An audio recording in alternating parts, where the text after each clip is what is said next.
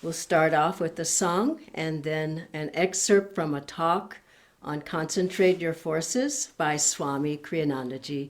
Welcome again to everyone.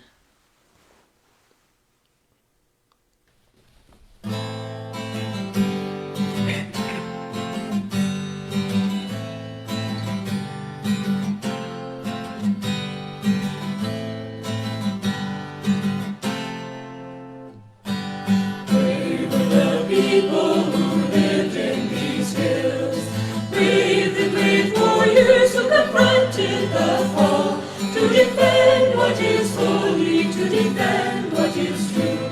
Our Lord on mankind did His duty bestow. Glad all our children who people these hills, glad in their visions their hearts understand what became of past struggles. Now the records are still, but courage still lingers, giving strength to the land. And hunger for riches, for power, for fame, by favor they think they will grow. The battles they fight, the victories they win, are never the victories they know. Men hunger for riches, for power, and for fame, by favor they think they will grow. The battles they fight, the victories they win, are never the victories they know.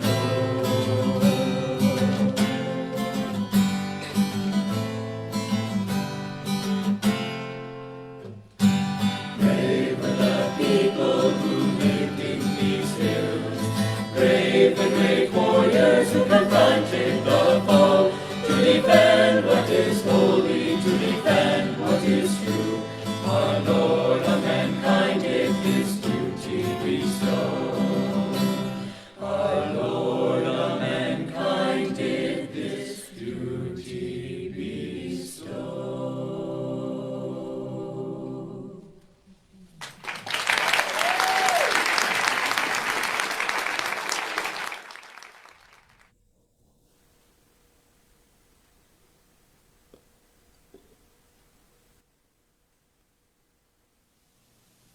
One of the problems that people face in life is an inability to put all their energy into any direction, any one direction at a time. Their energies are not only scattered in the sense that they want to do several things, but more than that, they're paralyzed or negated, contradicted, by the fact that even while they want to do something, another part of their mind says, I don't want to do it.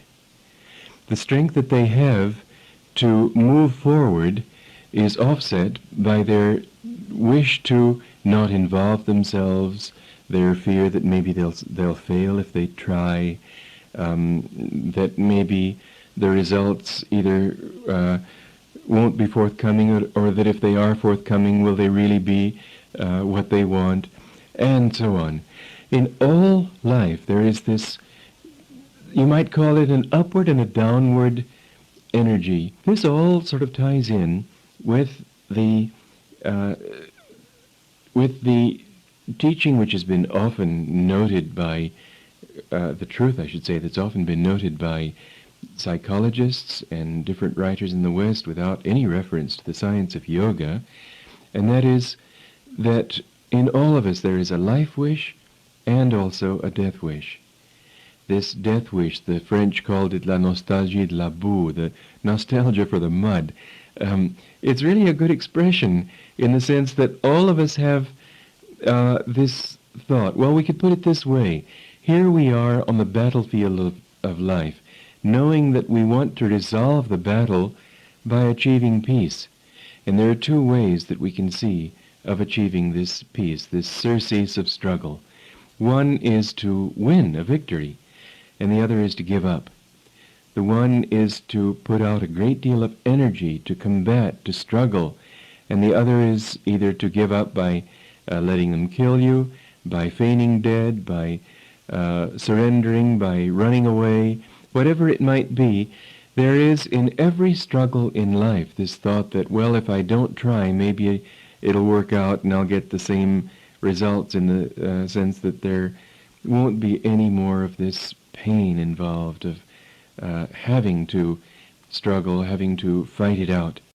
So I think probably this is the source of that life wish and death wish. The one is to have a state of consciousness, such a dynamic life within us that we can transcend every trouble, transcend every test, transcend every difficulty in life. And the other is the thought that, well, if we're not around, then we won't have those difficulties. If we die, that's only a part of the death wish, the literal wish for death. The wish to go to sleep and sleep it off is another obvious corollary. But the wish to fade out, the wish to not take it on, the wish to be a non-entity, for example, rather than go through the struggle that it takes to achieve success. Again to everyone. This is such a wonderful topic, and I had to smile listening to Swamiji, because who hasn't gone through that, where you don't want to be bothered anymore, you don't want to try anymore. When I first came to Ananda, I stayed here for a short time. I was visiting as an apprentice, and at a certain point, I was so rebellious. I said, I don't want to energize anymore. I don't want to do Hong Sa. I don't want to get up in the mornings early anymore, and I don't want to serve. And this is what happens along the way on the path, that this other part of you is just pulling you back when the soul is moving forward. And I think everyone goes through that. But I have to say, after I left here, nothing went right. And I hoped that it would go right. I hoped I could kind of slink back into the consciousness I was in and be with the friends I was with and all of that. But it was terrible. Everything that could go wrong went wrong until I came back and I said, no, I'm going to fight for my spiritual life. And even though it was more difficult, all the doors started opening up and help started to come, and the masters helped me, and I had guru bhais, and I had techniques, and I had books and places to go, and all of this help. And any time I tried to shrink back, nothing worked. And I could feel in my heart, and I know you felt this too, master's displeasure, that's not who you are. Like Krishna said to Arjuna, that's not who you are. Get up and fight. And so in our spiritual life, we have to be moving forward. And I remember one wonderful example Swamiji gave of some people on a bus. This was in Nepal, and they were stuck in a ditch, and the driver asked everyone to get out and push, and nothing happened. And so the driver finally got out and looked, and half the people were pushing from the front and half were pushing from the back. And so, of course, the bus didn't go anywhere. And I think this is what we do. We say, does meditation work? Nothing happened, and maybe something happened. Affirmations, it really didn't work, but I'll try it again. Oh, that chant didn't work, but I'll keep chanting. Oh, that attitude it's good, but it's bad. You know, and like Swamiji said, we go back and forth, up and down. We need to go forward and move forward with strength. And I recall when I went to college, I went to a very difficult school from a very easy high school in an underprivileged area, and I got up to a difficult college, University of California at Berkeley, and through affirmative action. And I got in that school, and I mean, it took everything I had to just get into the school. And then in the first quarter, I was flunking. The first class I had was physical anthropology. I can't even tell you now what it means. But I needed something in the science. And there was a huge hall, 500 people, one professor standing up there, and I never understood anything. And and then I was out with my friends. You know, it was the first quarter. I was out doing fun things and with people and getting to know the Berkeley. We called it Berserkly then, and we were going wild. And then I get this midterm result was an F. on my midterm, I was just shocked. I never had an F in my life. I was straight A student. And I just said, I just can't flunk out of college. I can't flunk out of college. And so I also had a part-time job. But what did I do? I concentrated my forces. I got in that library. Every day I studied for hours and hours and hours. I kept saying, you can learn, you can learn, you can learn. And I just kept using my will. And that's where I learned willpower. And what happened at the final exam? I got an A. Now that's an incredible story. After college, a year after college, I met Swamiji and I got on the path. But I really feel that that time when I had to concentrate my mind and my forces and my inner power to get out of that school, I studied like that for 4 years. By the time I got out, I said, I've never want to study like that again. I don't want to study at all. Then I met Swamiji, and I've been studying ever since. Isn't that amazing? But I had to lift up. And that's the thing. You go through things in your life where you have to focus, you have to concentrate. And once you can do that, what are those forces that help you to concentrate? Determination, energy, focus, joy, all the things, strength, courage. And so many people just want to be passive and think Guru's doing for me, God will do everything. But I haven't never found that to work. Honestly, I've only found the work is I put energy out. Then Divine Mother came. And so as we do this, we get through tests. You get through challenges. You grow spiritually. Things that are difficult in your life. As you get bigger, they get smaller. As you get smaller, they get bigger. But if you can just focus yourself, and I love this image for tonight's class, that spiritual eye. If you can focus, that's the seat of concentration. There's a powerhouse there. If you can focus on going into the Om, like Master said, nothing can touch you. If you can focus on listening to the inner sounds and lifting up the energy and feeling that energy moving in your spine, you've got power. But people just want to sit on the couch. They don't want to work for it. You have to work for it. But once you get engaged, then the energy's there. Then the power's there. Then the problems go away. Then circumstances change. Then your health gets better. Then your prosperity gets better. And you have to focus your, concentrate your forces. And so how do we do that the best ways? The first thing is we have to be able to get things, be more open. That's what I want to say. Be more open and not just use will. Now there's a place for will, but we want to be balanced. I heard a beautiful story here, and I'm hearing, it's beautiful. And in Ananda village, I'm just walking through the fields and I'm seeing deer, and it's beautiful. Flowers everywhere. There's 17,000 tulips in the tulip garden, and it's just wonderful. And one thing before I get to this other point is one way you can concentrate your forces is to be in a place like this. If you can't be in a place like this, be in a holy place. Be online with other devotees. And I mean, you come here as to a place like this, you automatically meditate better. Everybody here's a Kriya Bond. Everybody here is serving. Everybody here, you pass them, everybody waves, hi, they're joyful. This Master's army. And so the first thing, and I would say this to all of you, it's for concentrating your forces, don't go on alone. Get help. Be with others. Be with strong, dynamic people. Don't be with weaklings. Get strong in yourself by being with others who are moving forward, who are spiritual warriors, who are going for God. And another wonderful thing, Swamiji said this, do one thing at a time. Focus on one thing. I know this is hard because we're completely scattered. We live in a completely scattered environment. There's online, and not online, not our online. Our online is good. What we're talking about. There's social media, and then you've got family. You've got your job. You've got your exercise routine. You've got all the different things you want to do in life. You've got so many things going. There's pulls everywhere. How are you going to focus? You've got to have a base, a foundation. You've got to build a strong base.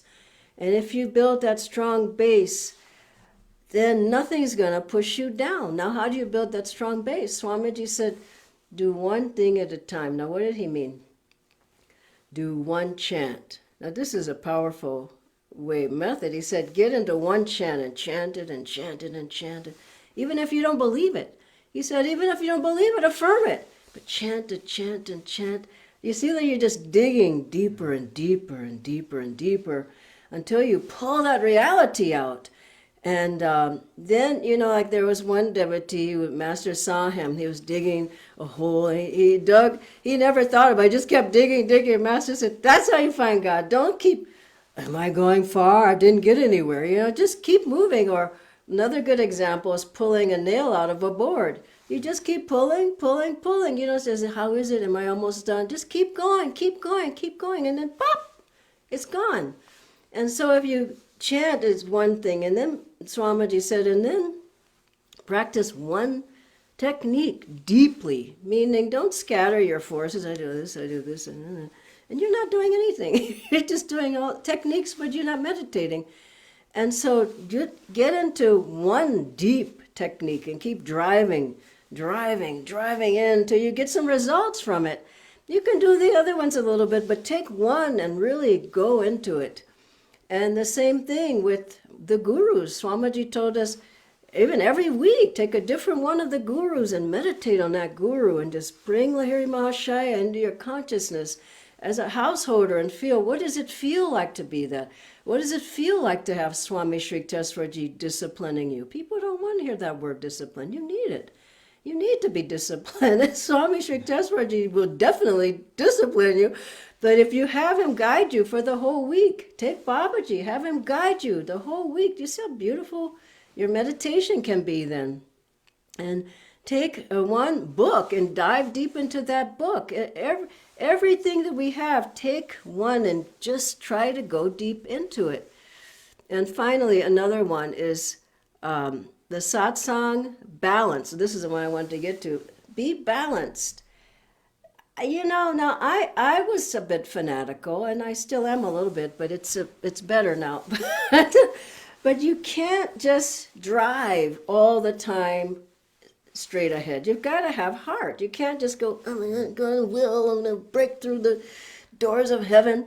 You have to have, when you have devotion and you have a feeling in your heart, and thank God I grew up in a bhakti family, and if you have that devotion, it balances you out, and things open up better. Instead of this, it's sort of more round, and it's easier for you. And some of the guys told me, I've been walking around the community here, as you probably can imagine. Some of the guys told me that when they were working in the shrine of the masters, no, not the shrine of the masters, but the Moksha Mandir, where Swamiji's body is, that they said, of course they would do the work, they were building it, but they said they would go and they would sit and meditate by where Swamiji's body was then. It was out in the garden right by his home. And they would just just meditate on Swamiji. Now, what would you like? Well, how would you like this? What would you like to have happen? Now, that's focusing, concentrating your forces when you get that kind of energy behind you and just feeling sensitively. This is what I'm saying, sensitively. How should I go forward? What can I do? Instead of just blasting, just feel what's the right thing to do. And they said they would play mantras just all day in the temple, in the mandir, because they wanted that vibration. And same with the Temple of Light here. They would meditate at lunchtime, the guys who were working on it, and just feel all the masters' vibrations. And this is such an important thing, to balance out the head and the heart, the will. There's a whole part about doing, and then we have to be. Doing and being. We have to balance that out. And as you do, you will find that you're a whole.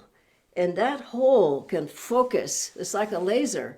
Head and heart can focus and can concentrate your forces, and everything in your life just goes better. Don't be a scattered person. Don't be passive and not lazy. Just really go for it. Go for God. Go in your spiritual life. Help other people. And then you will find that when you do that, the secret is the masters help you. If you don't do it yourself, God helps those who help themselves. If you do it yourself, I found miraculous things happen. I'll just close with this. It was a miracle I even got here to America because my ticket was, 2 tickets were canceled. I had to really struggle to even get a seat on the plane. And up until the time I walked out of the house to go to the airport, I was struggling. Divine Mother, you got to help me to get on the plane. And then, but I worked on it. I worked myself. And then pop, it just happened. Now I'm struggling on this end to get back to India to get my visa. Struggle. But I'm not going to sit back. I'm going to get that visa and I'm going to be back. But you see the difference rather than, Divine Mother is helping me. She's not helping you. You got to help yourself. Then she will help you. Then everything else goes. Master said, the greater the will, greater the flow of energy, greater the magnetism, the greater the inspiration. God bless you all. And I'll ask Nitendra, my good friend, now to come on screen. We have a few questions that have come in. Thank you, Dhyanaji. And we are waiting for the miracle to happen so that you can. I'll be back. Dhyanaji, we have a few questions. The first one is, I'm a bit scattered and have a hard time sticking with one thing. So how can I change that? I would say make a list. Make a priority list.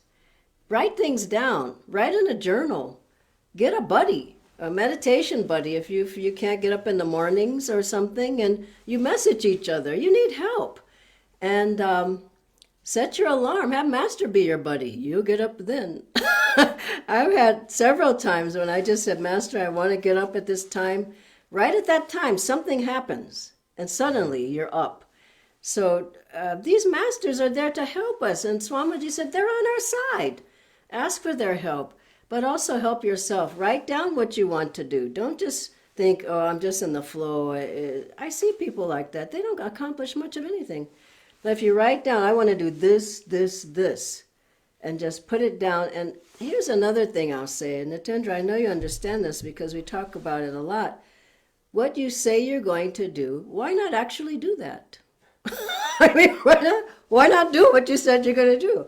Because every time you don't do it, you weaken your magnetism, you weaken your will, you weaken your spiritual energy. You just get weaker and weaker and weaker. And don't tell untruths because you're just weak. It's like an aura. You just keep poking holes in that aura of energy, of focused concentration, and then all the energy just bleeds out. And so be honest with yourself. Be truthful. Do what you say you're going to do. Get help from buddies. I had many spiritual buddies, still have, and just get help. Don't think you can make it on your own. You can't. It's just too difficult. So that's what I would say for that one. Thank you, Dhyanaji. The next question is, it's hard to be willing all the time. Sometimes I'm tired or I feel lazy. So can I take a break sometimes from being willing? Actually, that's why I'm here. I'm taking a break, but I'm still willing. So I say, disconnect the willing from the break. Still be willing, but take breaks. Swamiji took breaks. He'd do a big project, writing a book or writing an album or music to an album, and he would take a break. He took seclusions as well, times alone with God. He also would go to beautiful places for a vacation. He would always take people, Ananda people with him. He would go out and enjoy a nice meal. He would go out and enjoy some shopping. You can't just keep driving yourself. And what my gauge is, am I still joyful? If you're not joyful anymore and you're just like, oh, yeah, I gotta do it, just, if the joy's not there, you've gone too far. And so just use that gauge. Follow the joy. There should be joy in things that you do. So if you've gone over a little bit, and your friends will tell you, something's not quite right, or why don't you take a seclusion, or, they pay us at Ananda Village to take a seclusion. Your friends say, isn't it seclusion time yet? So all of these things will help you, but don't force yourself. Just, there should be a sense of natural flow and natural rhythm as well, and joy. Next. Energy, we have a live question. So Okay. if I have a negative thought, how can I use my will to get rid of some thought that is continuously rotating in my sleep? Ha, that's a very good one. Now, Swamiji said this, remember?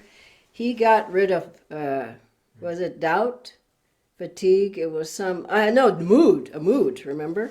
He put his focus here at the point between the eyebrows for 5 minutes. It was gone.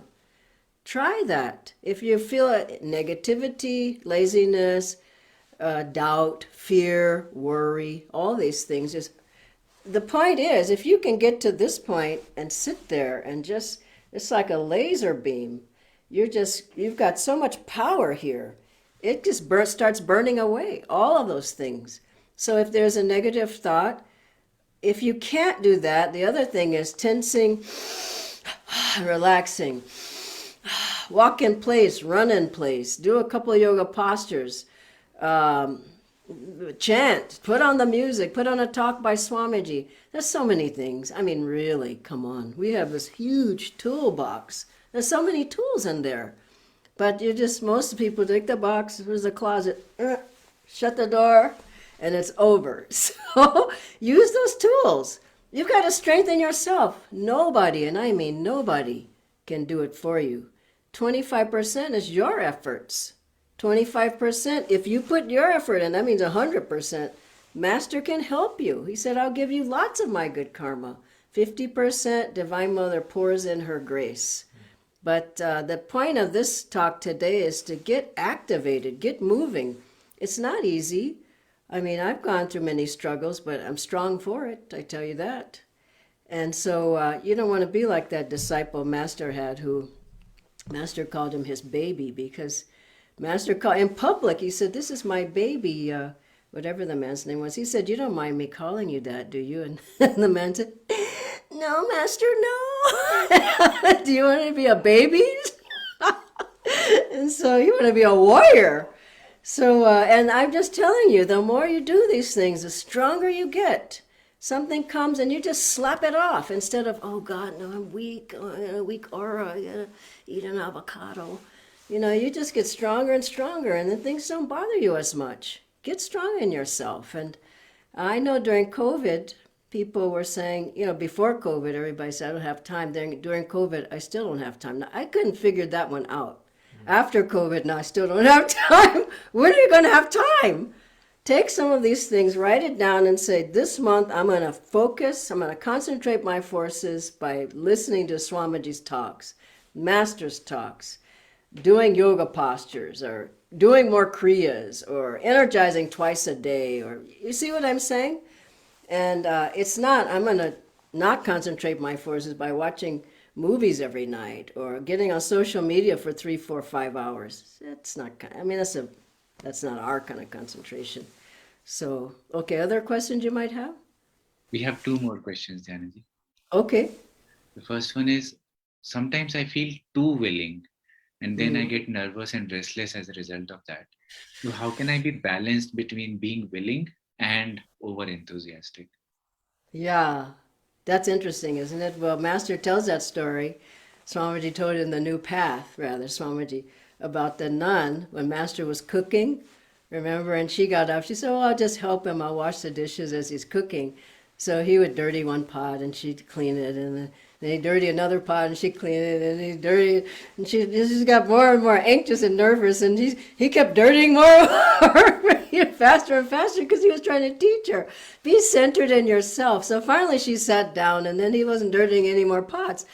And so you find that if you get anxious, nervous, restless, you're not centered. And how is it that you don't get centered? I'll tell you one thing that was so much fun today is that I had 2 good friends with me who helped me get my visa together. We had this big, long table. It was like we were at base camp. We had everything laid out on the table, all these papers that had to go in, and the passport, and the pictures, and we worked 3.5 hours back and forth, back and forth. We were just jamming on that. When we finally got everything ready and put it in the post, Now that was such a fun thing to do, but that was a focus, that was a concentration of forces. And so everything you do should have, but we weren't restless. We were centered, we were calm, but I'm gonna get that thing in the pose today. So focus, but don't get too restless. And the thing that keeps you from being like that, now before that activity, what did I do? I meditated long and deep. Then I had the Shakti, and I went in there and said, pop! See the difference? Otherwise, if I had to meditate, I would have gone, oh my visa. So meditate, get the power going in you, and then you can do anything with God's power. So then you have one more? Yes, Dhyanaji. You did touch upon a bit. These days it's very hard to concentrate as there are too many pulls from family life, work, social media, WhatsApps, calls. So life is very stressful and demanding, and therefore it's very hard to concentrate. So what should I do in such a situation? But you're not stressed out, Natindra. You have a lot going on. So I say again, a person who's keep your base solid, keep a firm foundation, pull back. I've said this before in other workshops. Get a piece of paper and write on one side how I use my time. On the other side, what do I want to do with my time? I did that at the beginning of the path. I was wasting so much time sleeping, shopping, talking on the phone, doing nothing, television. It was just like, gosh, look at all that wasted time. And then I said, what do I want to do? I want to do yoga postures. I want to learn the chants. I want to meditate more. I want to go to satsangs. I took time off of the wasted time from the one side, and I put it on the other. And I was able to do much more. So that's a focus of your concentration of your forces too. Look at what you're doing with your day. Do you want to be on social media 5 hours a day? I don't. Do you want to watch 2 movies every night? No, it's not. That's not our life. Master's outlined it. And so seva and meditation, take care of your duties, have a little bit of time to relax. But I think most people are way overboard on the relaxing part. They're just like at the TV and the remote. It's just like, that's a waste of time. How are you going to concentrate your forces? And I'm going to tell you one last thing before we close. As Swamiji said this, he said a person who watches a lot of television cannot meditate. That's what he said clearly. They cannot meditate because you're just having these images all the time and your mind is just going like this. Then you sit down to meditate. It's very, very, he just said they cannot meditate. So I would take that and listen to him and pull back on the things that are just stimulating you outward, outward, outward. Finally, I'll say there are phases in life. I had a phase when we were in Italy where we were so outward. I mean, everybody was new coming to the center. Nobody knew how to meditate. We hardly ever meditated. I mean, not long. And I have been used to meditating long, and we were chanting up a storm. All we did was chant, chant, chant, because nobody could meditate. I remember saying to Swamiji, I want to meditate. All we do here is chant. And he looked at me and said, you need to chant. I said, okay. So I chanted for 7 years. And then I came back to Ananda village and I went into the Kriya Sangha. I was coordinating that. I had to meditate, you see. So sometimes, you have a small child. You can't meditate that much then. The child grows up. You can meditate more. Somebody's ill in the family. You can't meditate that much then. Then they get well. So my rule of thumb is when the opportunities are there to deepen the sadhana, go for it. They won't always be there. Sometimes, and when you're older, your health just doesn't allow for it. So, but I think if we do our best, Divine Mother, she fills in the gaps happily. And I think that we feel those blessings coming to us. But let's get back to the topic. You have to concentrate your forces. And as you do, everything else is added unto you. And you make a lot of spiritual progress. So thank you, Natindra. Thank you, everyone. Joy to you, and I'll see you next week. God bless you.